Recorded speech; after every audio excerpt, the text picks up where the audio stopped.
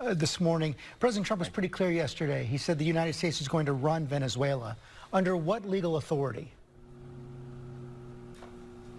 Well, first of all, what's going to happen here is that we have a quarantine on their oil. That means their economy will not be able to move forward until the conditions that are in the national interest of the United States and the interest of the Venezuelan people are met. And that's what we intend to do. So that leverage remains, that leverage is ongoing, and we expect that it's going to lead to results here. We're hopeful that it does, positive results for the people of Venezuela, but ultimately, most importantly for us, in the national interest of the United States. Let me ask the question again. What is the legal authority for the United States to be running Venezuela?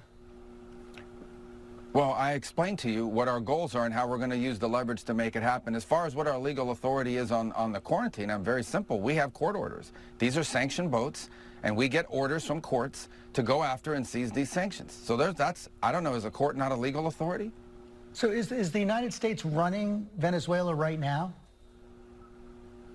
Well, I've explained once again, I'll do it one more time. What we are running is the direction that this is going to moving forward. And that is, we have leverage. This leverage we are using and we intend to use. We started using already. You can see where they are running out of storage capacity. In a few weeks, they're going to have to start pumping oil unless they make changes. And that leverage that we have with the armada of boats that are currently positioned allow us to seize any sanctioned boats coming into or out of Venezuela, loaded with oil or on its way in to pick up oil, and we can pick and choose which ones we go after. We have court orders for each one. That will continue to be in place until the people who have control over the levers of power in that country make changes that are not just in the interest of the people of Venezuela, but are in the interest of the United States and the things that we care about. That's what we intend to do. When the president was asked yesterday, the legal authority is the court orders that we have. Well, a couple things. First of all, Maria Corina Machado is fantastic, and she's someone I've known for a very long time, and that whole movement is. But we are dealing with the immediate reality. The immediate reality is that unfortunately, and sadly, but unfortunately,